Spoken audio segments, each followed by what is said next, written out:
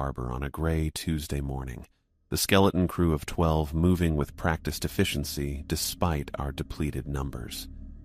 Captain Thorne stood on the bridge, his weathered face betraying no emotion as the coastline receded behind us.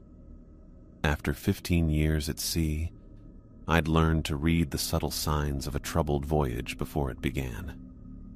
The captain's tense shoulders and clipped orders told me everything I needed to know. Meridian Shipping had seen better days. Budget cuts meant we were sailing with half our normal crew complement and equipment that belonged in a maritime museum rather than an active cargo vessel. My communication station consisted of outdated receivers and monitors that flickered if you looked at them wrong. "Think she'll hold together for this run, Hayes?" First Mate Curie asked, joining me at my station as I calibrated the radio equipment. "She always does," I said, tightening a loose connection. Though I'd sleep better if Park got those backup generators working. Samira nodded, her dark eyes scanning the equipment with the same concern I felt. "Do what you can. Captain wants hourly check-ins with Port Authority until we're out of New Zealand waters." The first 3 days passed without incident. We settled into our routines. Dr. Maida conducted his mandatory health assessments. Lucia prepared meals that made our skeleton crew feel less like a punishment. And Security Officer Reed performed his inspections with military precision. Below decks, Engineer Park fought a constant battle against failing systems while Imani patched leaks that appeared with concerning frequency. I was monitoring communication channels during the night shift when I first heard it. A strange frequency cutting through the usual static. The sound pulsed in a pattern that wasn't random but didn't follow any communication protocol I recognized. It resembled a whale song, but with an almost human quality, like a woman humming a melody just at the edge of recognition. I adjusted the dials, trying to isolate the signal. The sound faded in and out, never quite clear enough to record properly. I made a note in the log and continued my shift, occasionally hearing the strange frequencies between regular communications. At breakfast, I found Captain Thorne drinking coffee alone in the mess. "Captain, I picked up something unusual last night. A signal I can't identify." He looked up from his clipboard, expressionless. "Military? Another vessel?" I shook my head. "Doesn't match any known patterns. Almost sounds biological, but different from typical marine mammals. Could be an equipment malfunction. Park says half our systems are hanging by a thread." I checked the equipment. Everything's functioning as well as it can be. Captain Thorne sighed, making a brief note in his log. "Keep monitoring. Let me know if it changes or interferes with our communications." His dismissal was clear. I nodded and retreated to my station, somewhat disappointed but not surprised. Captain Thorne had been with Meridian Shipping for 30 years. He'd seen everything from rogue waves to pirates. A strange sound wasn't going to rattle him. Over the next 4 days, as we sailed northwest toward San Diego, the signal grew stronger. I tried adjusting our equipment to record it, but the recordings contained only static, as if the sound existed only in real time, refusing to be captured. The calm seas should have made for easy sailing, but something felt wrong. The usual dolphins that followed in our wake were absent. No seabirds circled overhead. The water lay flat and still like glass, reflecting the sky with unnatural perfection. On the 7th day, I found Tobias, our youngest deckhand, staring over the side rail. "You see something down there, Grant?" I asked. He jumped slightly. "No, that's just it. No fish, no nothing, like we're sailing through a desert." He rubbed his eyes. "Haven't been sleeping well either. Keep having these dreams." Dreams? About being underwater, seeing lights way down deep, voices calling. He looked embarrassed. "Sounds crazy, I know." That evening, Captain Thorne called a meeting in the mess hall. The entire crew squeezed around tables designed for twice our number. Even Victor, who typically avoided group gatherings, stood against the wall with arms crossed. "Hayes has been monitoring an unusual signal for the past several days," Captain Thorne began. "I'd like him to brief us all." All eyes turned to me. I cleared my throat. I've been picking up frequencies that don't match any known communication patterns or marine animal sounds. They're getting stronger as we continue northwest. I connected my equipment to the mess hall speakers and played the clearest recording I had, mostly static, but with unmistakable pulses of sound beneath it. Dr. Maida leaned forward, adjusting his glasses. That pattern has a rhythm to it, almost musical. I've been having trouble sleeping since I first heard it, Seo-Yun admitted, and strange dreams. Dreams of water and lights? Tobias asked quickly. Seo-Yun stared at him. Yes. How did you know? A murmur went through the room. Lucia crossed herself quietly. I've had them too, Imani said. Thought it was just stress. Captain Thorne raised his hand for quiet.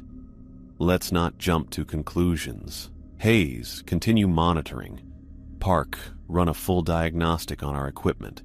Dr. Mehta, I want sleep aids available for anyone who needs them. The rest of you maintain your duties and report anything unusual, no matter how small. After the meeting, I returned to my station, the static-filled recording playing on loop as I searched for patterns. Outside my window, the unnaturally still ocean reflected the stars with perfect clarity. Somewhere beneath those flat waters, something was calling to us, and despite the electronic interference, it seemed determined to be heard. I spent the next several days after the meeting hunched over my equipment, trying to isolate the strange signal. The static-filled frequencies grew stronger as the Maribel's fortune pushed northwest through increasingly remote waters. The ocean remained unnaturally still, like a vast mirror reflecting the sky with perfect clarity. This wasn't normal. In 15 years at sea, I'd never seen water this calm for so long. The isolation grew more pronounced as we approached Point Nemo, the point in the ocean furthest from any landmass. Out here, we were more distant from other humans than astronauts orbiting in the International Space Station. The thought made the back of my neck prickle. On the 9th day of our voyage, Tobias Grant burst into the bridge during Captain Thorne's watch, his face pale and his red hair sticking up in all directions. Captain, there's something in the water. Someone swimming alongside us. What are you talking about, Grant? Captain Thorne asked. A figure, pale, keeping pace with the ship. I saw it clear as day. I moved to the window, scanning the dark water, but saw nothing but our own reflection in the glassy surface. Captain Thorne's expression hardened. When did you last sleep, Grant? I don't know, but I wasn't hallucinating, sir. I swear it. Report to Dr. Mehta for a checkup. Now.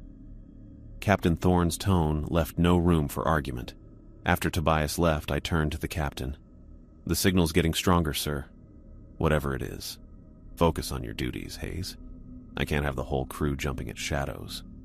The next morning, Dr. Mehta approached me in the mess hall, his face lined with concern. I'm worried about young Grant, he said quietly, taking a seat beside me. I've given him sleep aids strong enough to knock out someone twice his size, but he's still showing severe insomnia. Says he's afraid to sleep because of the dreams. The underwater dreams, with lights. Dr. Maida nodded. They're becoming more detailed. He's not the only one either. Later that day, I found Tobias on the starboard deck, gripping the railing and staring into the ocean. His eyes had the unfocused look of someone who hadn't slept in days. Grant, you all right? I approached slowly, not wanting to startle him. He didn't look up. Can't you hear it, Malcolm? Someone's calling from below. They want us to come down. I placed a hand on his shoulder, feeling him trembling despite the warm air. Let's get you inside. They're waiting for us, in the city under the water. His voice had a monotone quality that sent a chill through me. I led him away from the railing and back to Dr. Mehta's infirmary. That night, Park called me to the engine room. I found him kneeling beside an access panel, his tools spread around him. Feel this, he said without preamble. I placed my hand on the metal hull where he indicated. A subtle vibration hummed beneath my palm, not the normal rhythm of the engines, but something else. a pulsing that matched the cadence of the signal I'd been tracking. "What is it?" I asked. Park shook his head. "No mechanical explanation. I've checked everything. It's like something outside the hull is causing it." The next morning, Captain Thorne called another meeting. The crew looked worse than before, faces drawn with exhaustion, eyes bloodshot. "How many of you are having trouble sleeping?" he asked. Nearly every hand went up. "And the dreams? About water and lights?" The same hands remained raised. Dr. Mehta cleared his throat. "Captain, multiple crew members report identical dreams, descending through dark water toward a glowing city with strange architecture." I spoke up. "The signal pattern matches the vibrations Park found in the engine room." Captain Thorne's jaw tightened.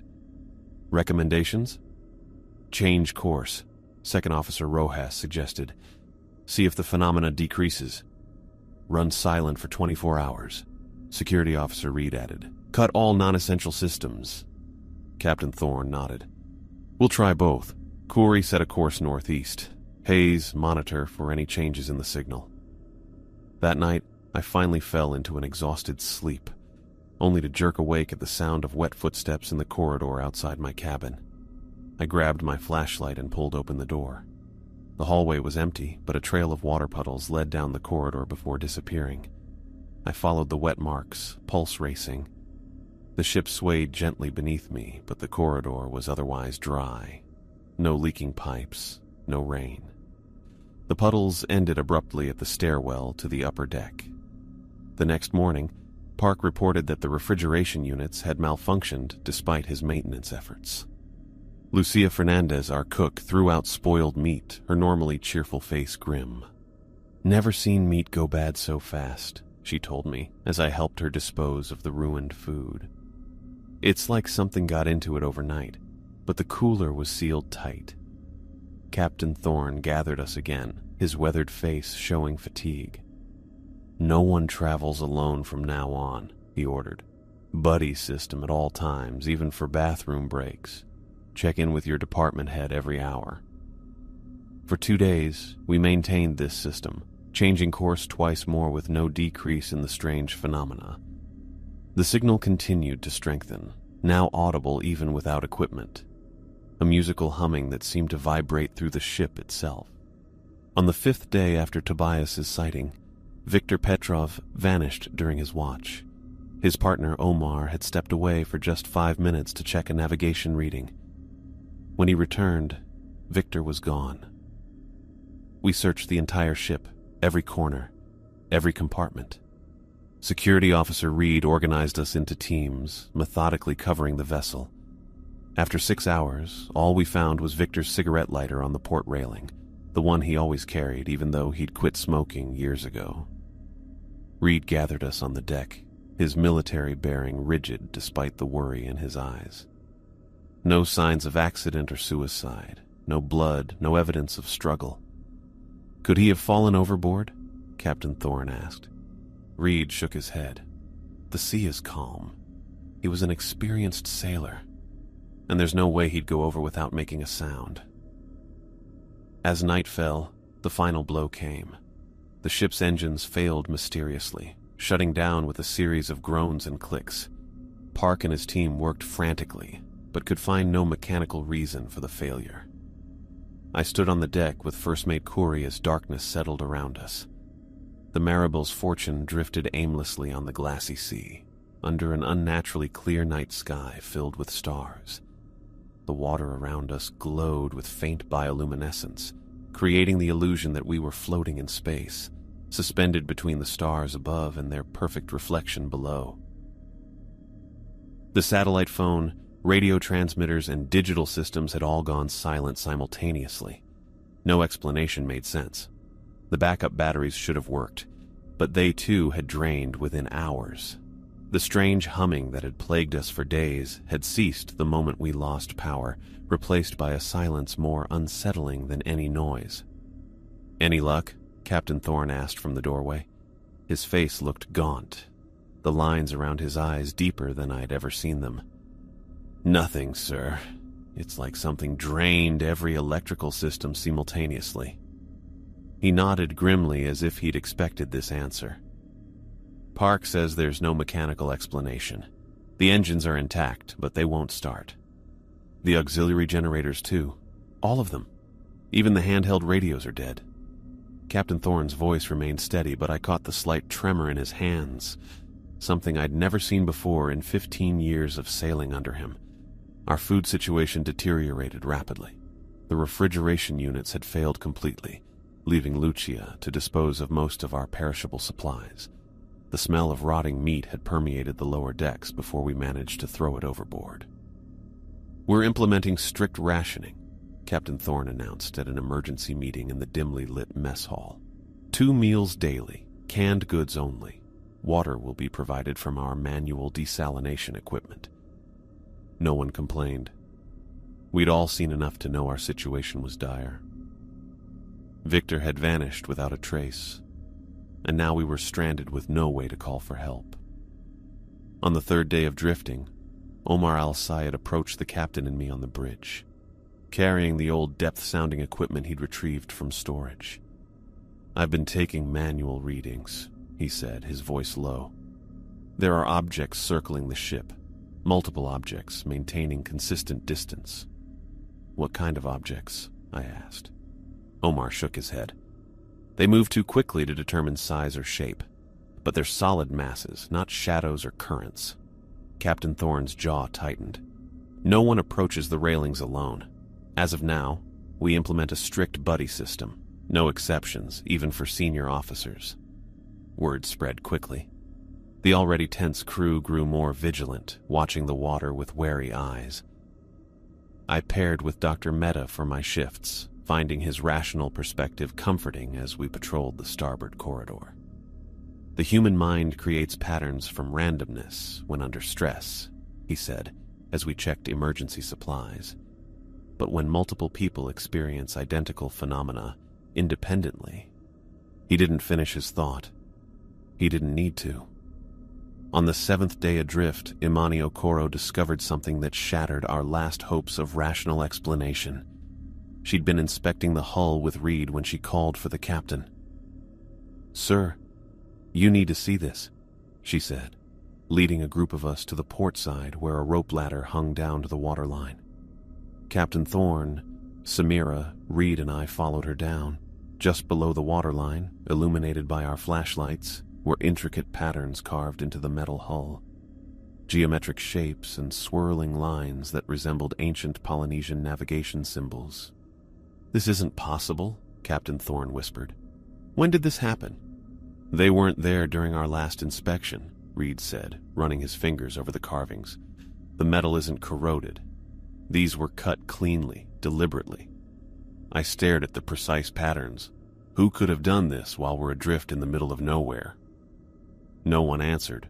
No answer made sense.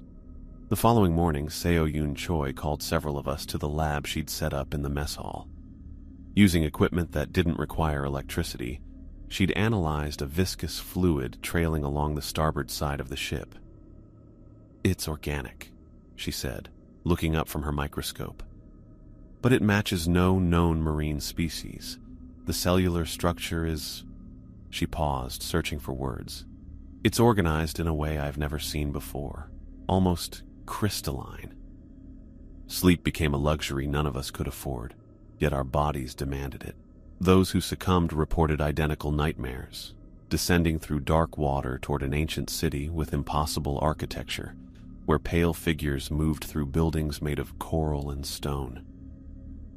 I hadn't slept more than 20 minutes at a stretch in 3 days when I found Tobias Grant standing alone on the foredeck, speaking softly to the air beside him.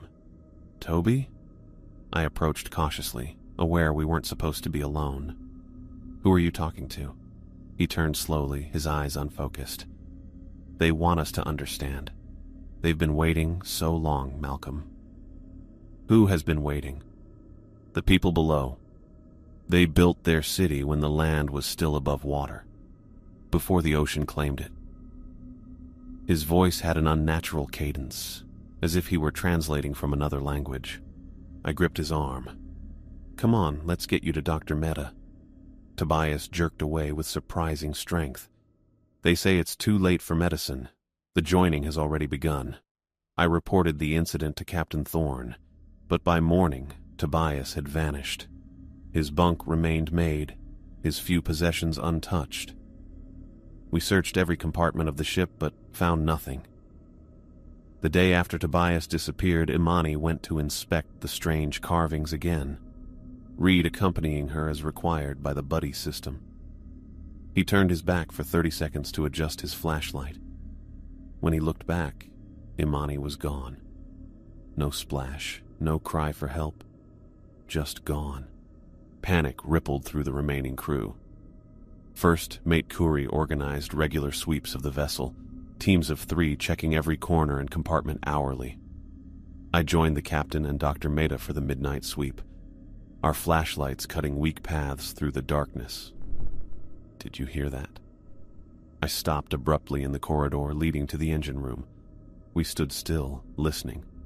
A faint tapping sound came from the hull beside us, rhythmic and deliberate. I pressed my ear against the cold metal and heard the pattern clearly. 3 quick taps, pause. 2 slow taps, pause. 3 quick taps again. "It's not random," I whispered, pulling out the notebook I'd kept in my pocket. I began transcribing the pattern, creating a visual representation of the sounds. It matches no known maritime code, but there's definitely a pattern. Over the next 2 days, I recorded similar tapping from different points around the ship. The patterns never repeated exactly, but all contained similar rhythmic elements. When I showed my notes to Seo Yun, she pointed out similarities to the carved symbols on the hull. Captain Thorne called decreasingly effective meetings. With each passing day, with each disappearance, his authority diminished. Not through any fault of his own, there was simply no protocol for what we were experiencing. "We need to prepare for rescue," he insisted at our most recent gathering. Only 8 of us remained. When a ship misses multiple check-ins, they'll send search parties. "No one knows exactly where we are," Second Officer Rojas pointed out. "Our last transmission was days ago, and we've been drifting since. And we're at Point Nemo," I added reluctantly. "The furthest point from any land on Earth. Even if they know our approximate location, it could take weeks for help to arrive." The unspoken truth hung between us. At our current rate of disappearances, no one might be left by then.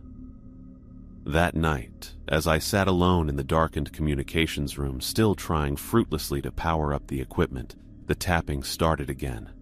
Louder than before, coming from all sides of the ship simultaneously.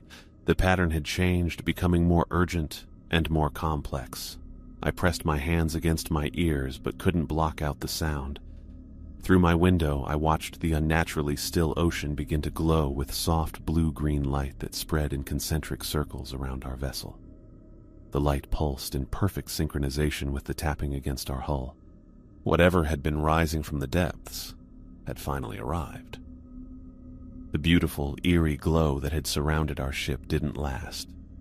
By the morning of our 12th day adrift, the unnaturally still ocean that had mirrored the sky for days began to churn. Dark clouds gathered on the horizon with unnatural speed, building from distant smudges to towering thunderheads within hours. "That's not a normal weather pattern," Captain Thorne said, lowering his binoculars. We stood on the bridge, watching the approaching storm with growing unease.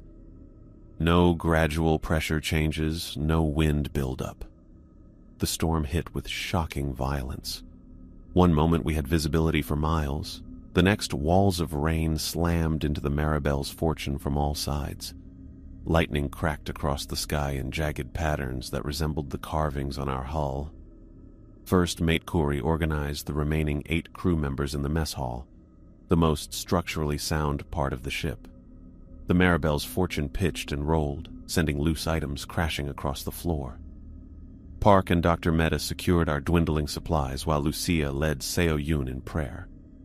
Captain Thorne maintained his composure, but the whites of his knuckles showed as he gripped the bolted-down table. "I need to check the communications room," I said during a brief lull in the storm's fury. "If any systems have restarted, we might have a chance to send a distress signal." "No one should be alone," Captain Thorne reminded me. "I'll be quick. 5 minutes." I didn't wait for his permission. We both knew our situation was desperate enough to warrant the risk. I made my way through darkened corridors, bracing against walls as the ship heaved beneath me. The emergency lights flickered weakly, casting more shadows than illumination. Water sloshed around my ankles from leaks we couldn't contain. The familiar route to my station felt alien in the darkness. When I reached the communications room, the door stood partially open. Strange, I remembered closing it. A flashlight beam swept the room, revealing equipment still dead and silent. But something wasn't right. A figure hunched over my station, a silhouette I initially took for Second Officer Rojas based on the general's shape and size. "Rojas, what are you doing here?" My voice echoed in the small space. The figure didn't respond or turn around. Ice crept up my spine as I stepped closer. "Rojas." Lightning flashed outside the window, illuminating the room in stark white for a split second. But it was enough. The being at my station wasn't Rojas. It wasn't human. The creature turned slowly. Its skin was translucent, almost jelly-like, with visible organs pulsing beneath. Oversized black eyes dominated a face that resembled a human's only in its basic structure. Where legs should have been, tentacles coiled and shifted, reminiscent of an octopus but larger, more powerful. Patterns of bioluminescence rippled across its skin in hypnotic sequences. I couldn't move. My muscles locked as my brain struggled to process what I was seeing. The flashlight slipped from my hand and clattered to the floor, rolling until it illuminated the creature from below, making it look even more alien. "Malcolm Hayes," it said in perfect English. The voice was smooth, cultured, with a slight accent I couldn't place. "Communications officer. 15 years at sea." I backed toward the door without taking my eyes off the entity. "What are you?" "We are the Descended," it replied. "We evolved in the deepest trenches of your oceans, reaching intelligence long before humans walked upright." My back hit the closed door. Closed. It had been open moments ago. "What do you want?" I managed to ask. The creature's tentacles shifted on the floor, arranging themselves in patterns that matched the carvings on our hull. "We have guided human maritime development for millennia. The first boats, navigation by stars, the trade routes, all influenced by us." Lightning flashed again, and I saw more details I wished I hadn't. Webbed digits at the ends of its arms, a mouth that moved wrong when it spoke. "You've been taking our crew," I said, finding a strange calm despite my terror. "We occasionally require specimens to study human physiology. Your missing crewmates are alive, Malcolm. Changed, but alive. Adapted to survive the crushing pressures where we dwell. Changed." The word echoed in my mind, bringing images too horrific to focus on. "Why us? Why the Maribel's fortune?" I asked, trying to keep it talking while I felt behind me for the door handle. The creature's skin rippled with blue light. "Meridian Shipping violated an ancient agreement by beginning experimental deep-sea mining operations near our settlement in the Tonga Trench." I remembered rumors about the company expanding into deep-sea mining, but nothing official had been announced.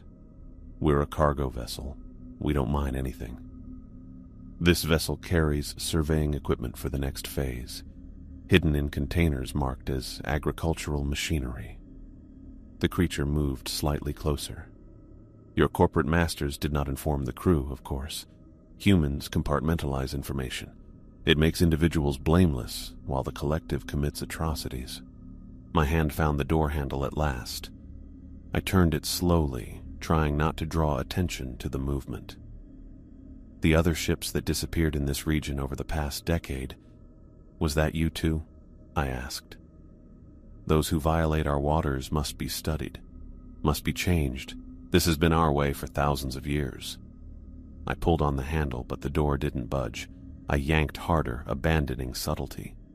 Between one heartbeat and the next, the creature moved. One moment it was across the room. The next, it blocked my exit completely. I hadn't even seen it move. You cannot leave yet, Malcolm Hayes. The storm is our creation. It will continue until our business is concluded. I pressed my back against the door, trying to maintain distance between us. What business? Instead of answering, the creature's skin erupted in complex patterns of light, blues, greens, and colors I had no names for. The patterns shifted and pulsed in quick sequences that hurt my eyes to watch. The others agree, it said after the light show ended. You will serve as the messenger. Messenger for what? My voice had dropped to a whisper.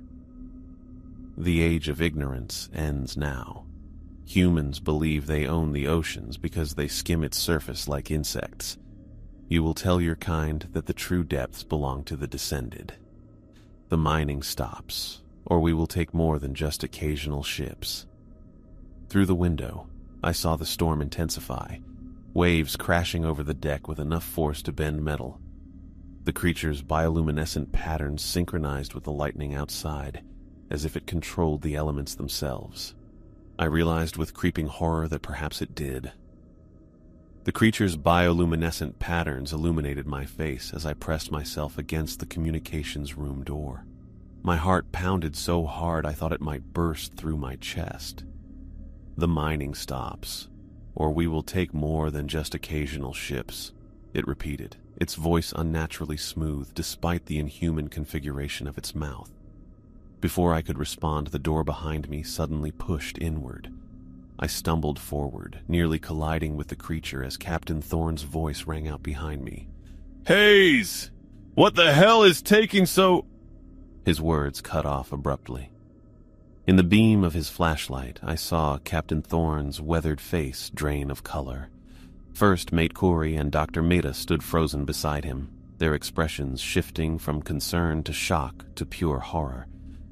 My God, Dr. Meta whispered, his hand tightening on his medical bag. Captain Thorne's training took over. He pushed me behind him in a protective gesture, positioning himself between the creature and his crew. What are you? He demanded, his voice steady despite the impossible scene before him.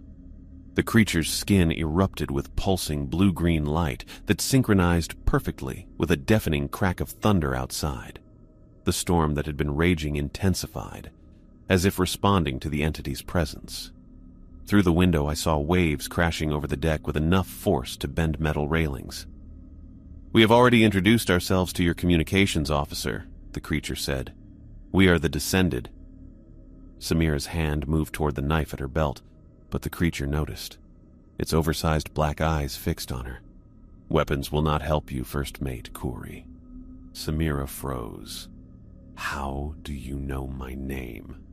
We know all of you. We have been studying your vessel since you entered our waters. Captain Thorne took a step forward. I want my crew back. Victor, Tobias, Imani, all of them.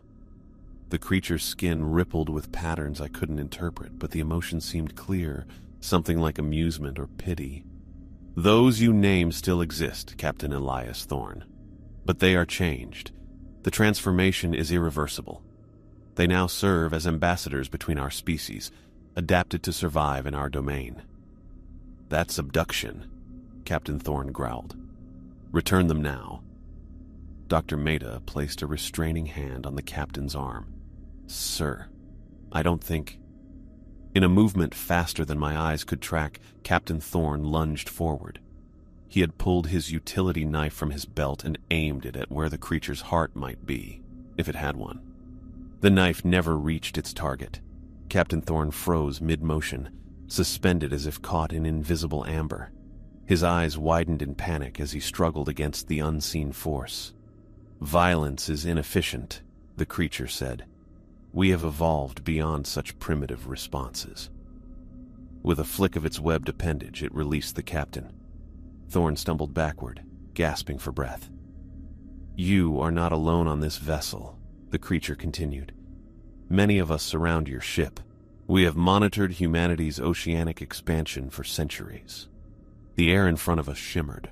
Light coalesced into three-dimensional images that floated between us, holographic projections showing massive underwater machinery tearing into the seabed. The images shifted to show intricate structures made of coral and stone crumbling under the assault of human technology. "These are deep-sea mining operations," the creature explained. "Destroying settlements our kind established when your ancestors were still learning to make fire." Dr. Mehta stepped closer to the images, his scientific curiosity momentarily overriding his fear. "The symbols," he said, pointing to markings visible on the structures. "They match the carvings we found on our hull." His eyes widened with realization. "They're warning markers, aren't they? Warnings we've been ignoring for generations." The creature's skin pulsed with approval. "Your medical officer understands. For millennia, we have marked our territories. Humans once heeded these warnings. Modern humans disregard them, believing technology grants ownership." I watched Captain Thorne's face harden. He was processing this information, weighing our options, but I saw the military rigidity returning to his posture. He wouldn't surrender easily.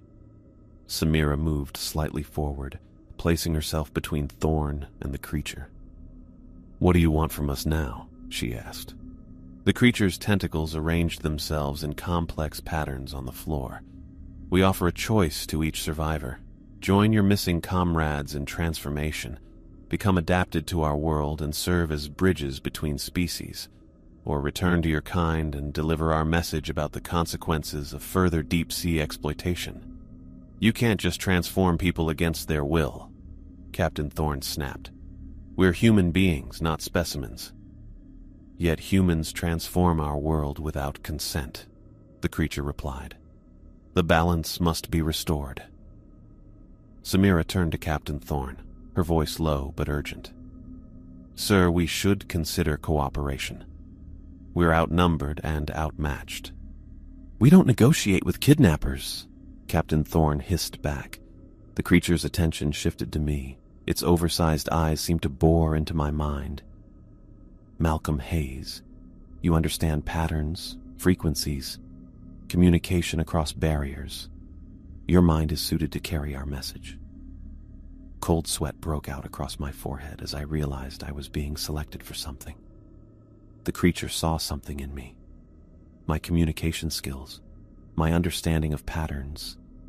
I wasn't sure if that meant I'd be transformed or spared, but either way, I had been chosen.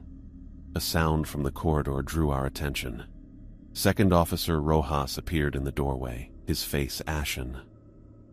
"Captain, they're throughout the ship," he reported breathlessly. "More of these beings. They've surrounded Park and Lucia in the mess hall. SEO Yoon and Reed are cornered in the lab." The remaining crew members were being isolated, separated into small groups. Through the window, I saw more translucent figures moving across the deck, their skin pulsing with light patterns that matched the lightning above. "Each of your kind will be offered the same choice individually," the creature explained. "Transform or carry our warning. The decision must be made before the storm ends." "And if we refuse both options?" Captain Thorne demanded. The creature's skin darkened to a deep blue. "That is not a choice available to you." The storm outside intensified again, waves now completely submerging the deck. The ship groaned under the assault, metal bending with sounds like distant screams. I wondered if that was intentional, if the Descended were making the Maribel's fortune itself cry out in pain.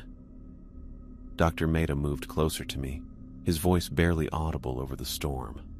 "Malcolm, what did it tell you before we arrived? Did it tell you that Meridian Shipping violated some ancient agreement?" I whispered back. "Something about experimental deep-sea mining near their settlement in the Tonga Trench." His eyes widened. "The special cargo in Hold 3. The company said it was agricultural machinery, but the power requirements never made sense for farm equipment." Captain Thorne overheard us. Something flickered across his face. Guilt or recognition, I couldn't tell which. "You knew?" I asked him, the betrayal hitting me harder than I expected. Before he could answer, the creature's voice cut through our whispered conversation. Time grows short. The storm will break soon. Its tentacles spread wider across the floor, claiming more space. Malcolm Hayes, your mind is most suited to our purpose. Do you choose transformation or messenger? All eyes turned to me. I felt the weight of the decision pressing down like the ocean itself. Behind the creature, through the window, I saw more entities rising from the water, surrounding our helpless vessel. Their skin pulsed with light patterns that spoke a language I couldn't understand, but somehow felt I might learn to. The choice before me wasn't just my own. It would set the precedent for the others. Captain Thorne's defiant stance hadn't worked. Perhaps there was another way, one that might save more lives than it sacrificed. I took a deep breath, wondering if it might be one of my last as a fully human being. I took a deep breath and made my choice, the words falling from my mouth before I could reconsider. I'll be your messenger. The creature's skin pulsed with waves of blue-green light. The patterns reminded me of satisfaction, though I couldn't explain how I knew. A wise decision, Malcolm Hayes, it said. Captain Thorne stepped forward, his weathered face set in determination. I'll take the other option. If you're taking my crew, I'm going with them. Sir, you don't have to... I started. I do, Hayes, he cut me off. A captain stays with his crew. Always. Dr. Mehta nodded slowly beside him. I'll join you, Captain. If our people are being... changed, they'll need medical assistance through the transition. Engineer Park, who had been silently observing from the doorway, stepped forward. I'll go too. Someone needs to understand their technology. First Mate Khoury's face paled as she shook her head. I can't. I'm sorry, Captain, but I can't give up being human. Two other crew members, Seoyun and Rojas, chose to remain human alongside Khoury and me. The lines were drawn, 4 messengers, 3 transformations, and the rest of our crew already taken. The creature's tentacles shifted across the floor in complex patterns. The choices are made. The messengers must understand the terms. Its skin flashed with patterns that hurt my eyes. More of the entities entered the room, surrounding those who had chosen transformation. Your memories will be altered, the creature explained to us 4 messengers. You will not recall our true nature or appearance. This protects both species. You will remember only warnings about restricted ocean areas. Coordinates you must ensure remain undisturbed. Samira's hand found mine in the darkness, her fingers gripping tight enough to hurt. What about the others? Those who chose transformation? They will retain their human memories, the creature replied, but never return to the surface. The pressure and biological requirements make it impossible. Captain Thorne faced us, standing straight-backed as he had done throughout his career. No hint of fear showed on his face as the entities surrounded him. Get home, he said simply. Tell the truth about the mining operations, about what happened to us. I wanted to say more, to thank him for 15 years of leadership, but before I could form the words, the transformation began. The entities pressed their webbed appendages against Captain Thorne's face. His skin began to change before our eyes, becoming translucent at first, then shifting in color. Blood vessels became visible, then bones, then deeper structures never meant to be seen. I couldn't look away. His jaw distended as the structure of his face altered. His eyes grew larger, darker, until they resembled the creature's. The process should have been agonizing, but Captain Thorne made no sound. Whether that meant the entities had blocked his pain or simply his ability to scream, I didn't know. Dr. Mehta and Park were undergoing similar changes nearby. The smell of salt and something else, chemical yet organic, filled the air as their bodies released fluids during the transformation. I forced myself to watch. Someone needed to witness this. Someone needed to remember, even if that memory was destined to be taken from me. Captain Thorne's newly webbed hand reached toward me, then stopped. Recognition still lingered in his transformed eyes, but it was already fading. replaced by something ancient and alien. The entities led their new converts to the window, which opened without anyone touching it. Water poured in, but instead of flooding the room, it formed a corridor, a tunnel of liquid with solid walls. The transformed crew moved into this impossible structure, led by their new kin into the depths. The last thing I saw was Captain Thorne's face turning back toward the ship he had commanded for over a decade. Then the water closed around him, and he was gone. The storm quieted almost immediately. The towering waves flattened, the lightning ceased. In minutes, the sea was unnaturally calm again, that perfect mirror surface we had observed for days. "Remember the coordinates?" the creature told us before it too departed. "That is all you need to carry." A wave of dizziness hit me. The room spun, and I felt myself falling. Samira caught me before I hit the floor, but she looked equally disoriented. My vision blurred and darkness claimed me. I woke to the soft hum of engines, weak but functioning. The familiar vibration was so welcome I almost wept. Samira sat nearby, her face haggard in the dim emergency lighting. "You're awake. Good. It's been 2 days." 2 days? I tried to sit up, fighting a pounding headache. "What happened?" She helped me to a sitting position. We found ourselves alone. Some power returned, minimal systems only, enough to navigate toward California. "The others?" I asked, though fragments of memory told me the answer. "Gone." Her voice was flat. "Park got the engines running before they took him, left us instructions for maintaining them." My mind felt strange, like Swiss cheese with holes where memories should be. I remembered the storm, remembered the coordinates we needed to protect, but the details of what had happened to our missing crew seemed just out of reach. "We need to get home," I said. "Tell someone what happened." "And what did happen, Malcolm?" Samira asked softly. "Do you remember?" I tried to focus, but the images slipped away. "They took our people because of mining operations. Meridian Shipping violated something important." Seo Yun entered with a tray of water and canned food. His memory is like ours, patchy where it matters most. The following weeks blurred together. We maintained minimum speed, conserving fuel and rationing supplies. 4 people operating a vessel meant for 22 meant constant work and little rest. We kept logs of the coordinates, regions marked in my mind as to remain undisturbed at all costs. These memories remained crystal clear while others faded. By the second month, all 4 of us had moments where we'd stare at the water, lost in thoughts we couldn't quite grasp. Faces of our missing crew appeared in dreams, distorted in ways I couldn't describe when I woke. When Rojas found an old photo of Captain Thorne, none of us could look at it without inexplicable dread. It was around this time that Samira developed a cough. Nothing serious at first, just a tickle in her throat, she said. But in the damp conditions of our failing ship, it quickly worsened. Dr. Mehta was gone, and our medical supplies were limited. "Just pneumonia," she insisted between racking coughs that bent her double. "I've had worse." But she hadn't. Within 2 weeks, fever claimed her. We did everything we could, but without proper medical equipment or expertise, it wasn't enough. She died quietly in her sleep 52 days after we began our journey home. We wrapped her body in canvas and committed her to the sea in a brief, solemn ceremony. 3 of us remained.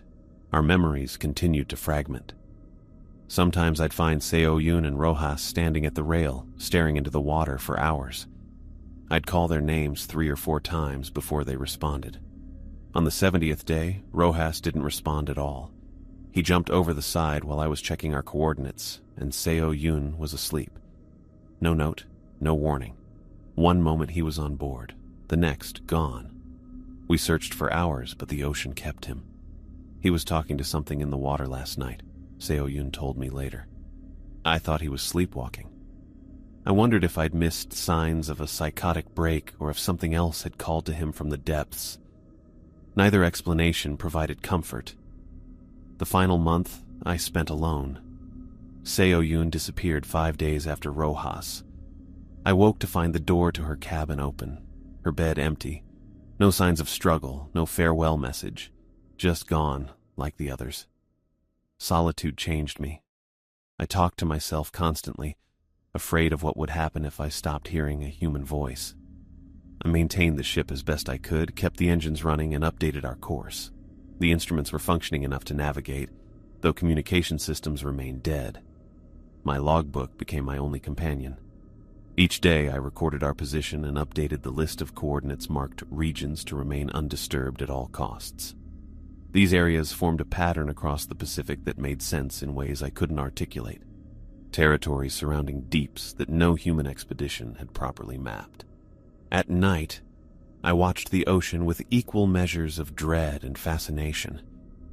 Sometimes I caught glimpses of luminescent shapes pacing the vessel. Blue-green lights moving too deliberately to be ordinary marine bioluminescence. I never saw them clearly, just suggestions of movement beneath the surface, keeping pace with the ship. Were they guarding me or monitoring me? Protecting the messenger or making sure I delivered the message? I couldn't be certain. My memories of what happened became increasingly jumbled. I remembered the storm, remembered the coordinates, remembered that something had taken my crew. But the details of what that something looked like kept shifting in my mind, impossible to pin down.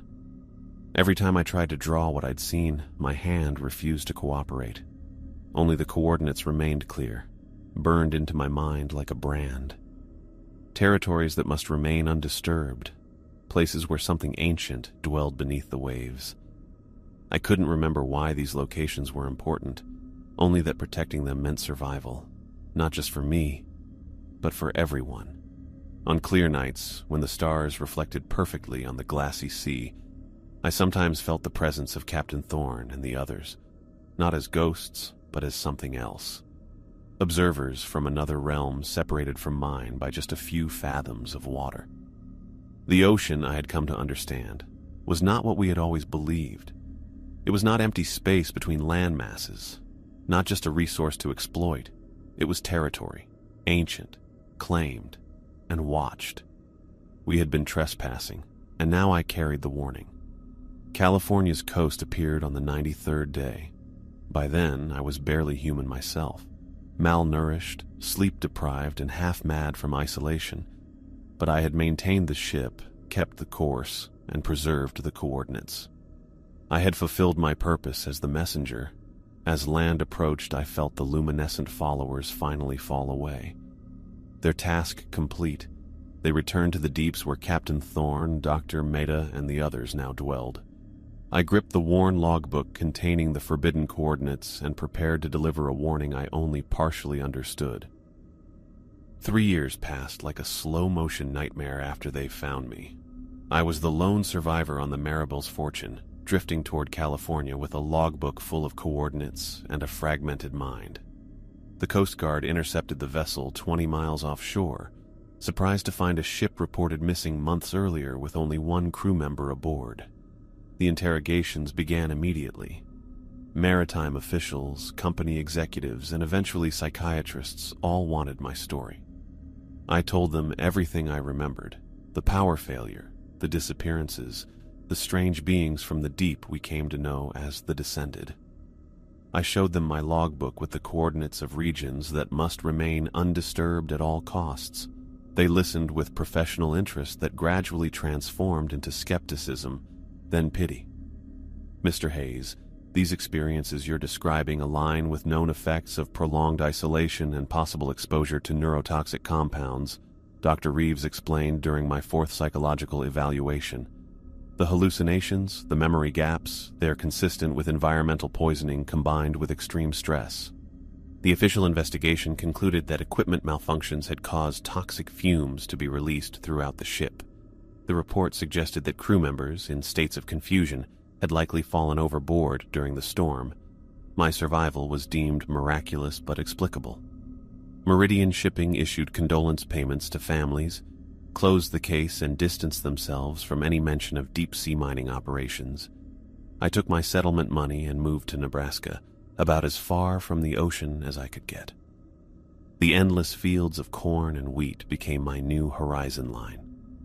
I found work as a remote radio technician, maintaining communication systems for local emergency services. The irony wasn't lost on me. The communications officer who failed his crew now ensuring others could call for help. My therapist, Dr. Meyer, initially encouraged me to talk about my experiences. I described the Descended in detail, their translucent skin, their impossible movements, the way Captain Thorne's body transformed before my eyes. The mind creates explanations when faced with overwhelming trauma, she said gently. These beings represent your guilt about surviving when others didn't. After 6 sessions, I stopped mentioning the Descended. I nodded along when she suggested my memories were coping mechanisms. I agreed that moving inland was a healthy choice for recovery. I became the model patient working through his delusions. But my memories remained intact, vivid, unchanging. I could still see Captain Thorne's newly webbed hand reaching toward me before he disappeared into the depths. The coordinates remained burned into my mind, territories I knew humanity should never disturb. 6 months after settling in Nebraska, the first package arrived. No return address, postmarked from Portland. Inside, nestled in damp seaweed that should have rotted during shipping but somehow remained fresh, lay 7 black pearls and 3 unidentifiable shells arranged in a pattern. I recognized it immediately, the same geometric design that had been carved into the Maribel's Fortune's hull. I dropped the box, pearls scattering across my kitchen floor. Tobias Grant's family lived in Portland. The deckhand who had vanished early in our ordeal, who had spoken to empty air about the people below. More packages followed. From Miami, where Imani's mother had relocated. From Seattle, where Dr. Maida's wife taught at the university. From Boston, where Park's brother ran a computer repair shop. Each contained similar arrangements of shells and pearls, each replicating patterns I remembered from the ship's hull. I kept them all in a footlocker under my bed, afraid to discard them, but unwilling to display these reminders. I told no one, not even Dr. Meyer. How could I explain packages that shouldn't exist sent by people who shouldn't remember what I barely understood myself? The physical changes began subtly. First came the constant thirst. No amount of water seemed sufficient. My skin dried and cracked despite Nebraska's humidity. I installed a humidifier in every room of my small house, but still woke each morning with bleeding lips and a throat so parched I could barely swallow. Blood tests show elevated sodium levels, my doctor told me, puzzled, as if your body is trying to match the salinity of seawater. I started taking 3 showers daily, lingering under the spray longer each time. During one extended soak in the bathtub, I noticed it first, faint blue-green patterns forming beneath the skin of my forearms when submerged. They resembled the bioluminescent displays of the Descended, appearing when wet and fading as my skin dried. I began wearing long sleeves year-round. My eyes changed too. Sunlight became painful, forcing me to wear dark glasses even on cloudy days. I switched to night shifts at work, converting my bedroom into a lightless sanctuary with blackout curtains. My neighbors probably thought I was developing agoraphobia. They weren't entirely wrong. The dreams were the worst part. Every night, my mind returned to the depths, to an ancient city with architecture that defied human understanding. I swam through corridors made of coral and stone, past structures that hurt my eyes to look upon directly. Sometimes I saw my former crewmates moving through this underwater metropolis. Their forms were altered, skin translucent, movements fluid in ways human limbs shouldn't bend. Yet I recognized them all. Captain Thorne directing others with the same authority he'd shown aboard ship. Dr. Maida tending to strange organic pods that pulsed with life. Park examining machinery built from materials no human engineer had ever worked with. They never spoke to me in these dreams, but they watched, waiting. "I'm glad you're spending more time socializing," Dr. Meyer said during our monthly session. Isolation only reinforces trauma responses. I nodded, not mentioning that my social outings consisted of driving to different lakes at night, slipping into the water, and watching the patterns on my skin grow brighter with each immersion. I didn't tell her how I longed for salt water, how the freshwater lakes of Nebraska felt wrong against my changing skin. The irony was inescapable. I feared the ocean more than anything in the world, yet felt an inexplicable yearning to return to it. Some nights I woke gasping, my body convinced it was drowning in air rather than water. 3 years and 2 months after my rescue, the final package arrived. The postmark read San Francisco, though I knew no one there from the Maribel's fortune. Inside lay Captain Thorne's pocket watch. I recognized the distinctive scratch across its face, the result of a drunken argument with a dock worker in Yokohama years ago. The watch still kept perfect time despite having spent 3 years underwater. With it came a handwritten note containing a single set of coordinates. Not one of the forbidden regions marked in my logbook, but a location in the mid-Pacific, far from shipping lanes or known fishing grounds. At the bottom of the note, written in what looked like Captain Thorne's handwriting, but somehow altered to include dots and dashes I didn't recognize. The transition awaits. The choice remains yours. I sat at my kitchen table for hours, the watch ticking steadily beside me. The black pearls and strange shells from all the previous packages lay arranged before me, their pattern now complete with the addition of the watch. Together they formed something like a map, not of geography but of transformation. Fear and longing warred within me. I knew what returning to the ocean meant. I had watched Captain Thorne's transformation 3 years ago. Whatever awaited me at those coordinates wasn't simply a reunion, it was an invitation to become something other than human. Yet beneath the fear lay certainty. The changes had already begun. My body was adapting without my consent, preparing for a transition I had neither sought nor understood. The dreams, the physical alterations, the constant thirst, all signposts on a road I had been traveling since the day I chose to be their messenger. I called my landlord that night and gave notice. I contacted Dr. Meyer's office and canceled all future appointments. I submitted my resignation to the radio station, citing health reasons. Within 48 hours, I had packed my meager belongings, though I knew most would be left behind. The black pearls, shells, and Captain Thorne's watch went into a waterproof bag that I would not part with. My logbook containing the forbidden coordinates accompanied them. Everything else seemed suddenly unimportant, artifacts from a temporary life I had been living while waiting for this summons. As I loaded my car under the cover of night, I glanced up at the stars. Nebraska's clear skies offered a brilliant display, but I found myself thinking of how those same stars would look reflected on the perfect surface of a calm ocean. The memory should have terrified me. That unnaturally still water surrounding the Maribel's fortune after the Descended arrived, but instead, it felt like a promise. I knew I might never return as the same person. The transformation that had claimed Captain Thorne, Dr. Mehta, and the others might soon claim me as well.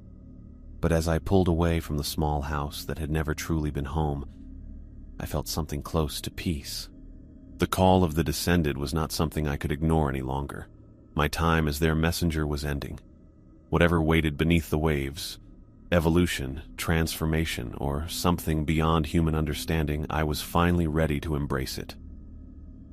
I pointed my car west, toward the Pacific, the coordinates from Captain Thorne's note already memorized. The journey would take days, but after 3 years of waiting, I had run out of reasons to delay the inevitable. The ocean was calling me home.